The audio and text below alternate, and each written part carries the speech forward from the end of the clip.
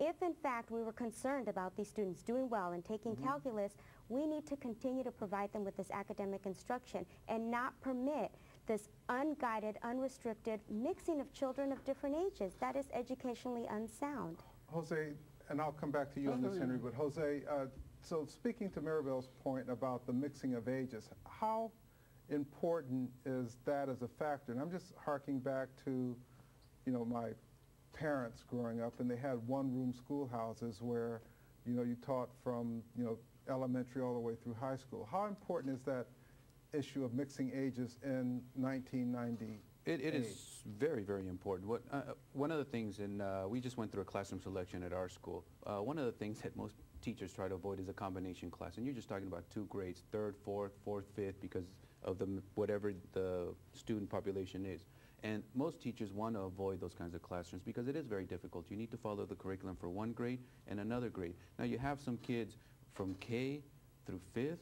That is just amazing to be able to put them in there. You know, if anybody has kids or you have some children, when you take them somewhere, you do something with them, you're going to address different levels. You take them to a movie, you're going to take the 5th grader to a different movie than you do the kindergarten. It's just different mentality, different attention span, different ways of approaching them, different ways. I mean, with a kindergarten, you're going to use a lot of manipulators, a lot of tools, a lot of hands-on things. With a 5th grader, you're going to lecture to them. You're going to tell them a lot more things that they're going to be able to understand. Their attention span will be a lot longer. Now, how are you going to prepare a lesson to address all those? It's going to be a nightmare. It'll be very, very difficult to do. See, the initiative clearly states that districts are permitted to do this if they wish. Obviously, in a school district as large as LA here, you already have the classes there. The class is there. It's a homogeneous class learning Spanish, basically, because most of the kids there speak Spanish. All we're saying is have that teacher now predominantly teach in English. There's no moving of kids around. But in smaller schools, just as you mentioned, the small school, in areas where you have small districts, where you have rural areas, what's going to keep a district saying, well, I can't teach immersion program in English because I have too few kids? You may be permitted to mix a 5th grader and a 6th grader and a 7th grader as long as they're in the same level of English proficiency. What is that going to hurt? For that year, they're going to be taking English proficiency, they're going to be learning English well enough, and they're going to be learning their alphabet. I mean, that first year, a lot of it's going to be language acquisition, how to speak, how to read, how to write.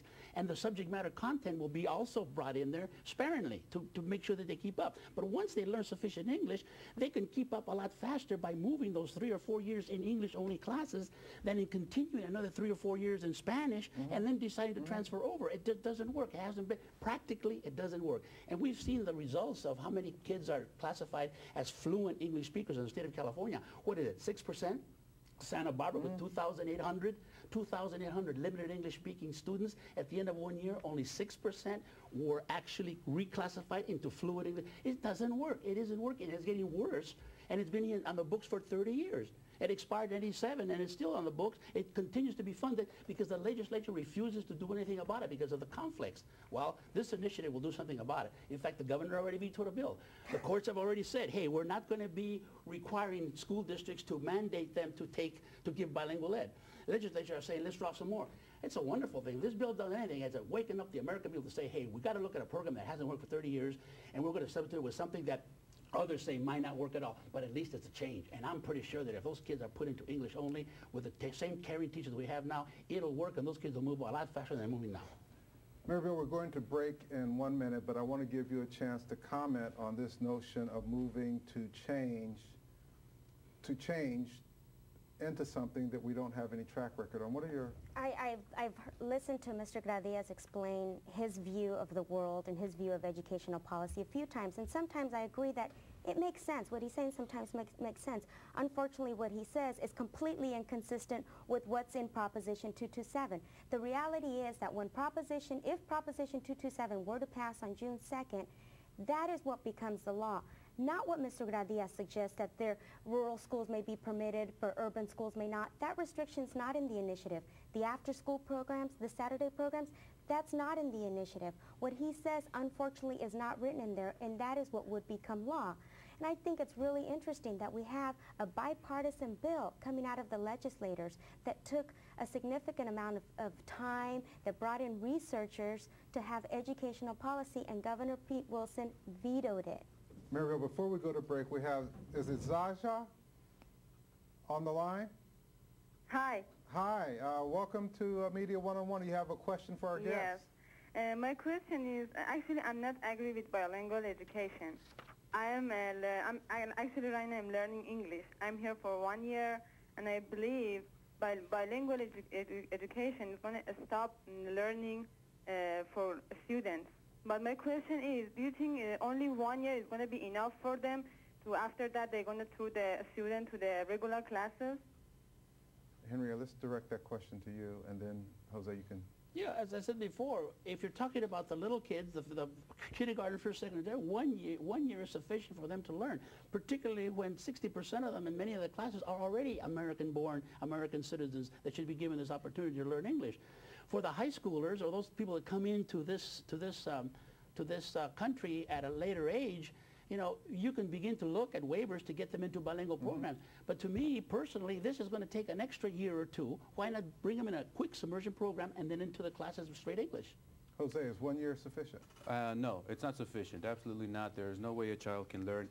You know, and as an adult coming into this country, you come in and you go through a program to learn a language. Sure, you'll be able to speak it and talk it, but are you able to pick up a book and read it in another language? You will not. And we're not talking here about verbal speaking or verbal communication. We're talking about an academic knowledge of the language. We're talking about reading, writing it, learning it from an academic perspective.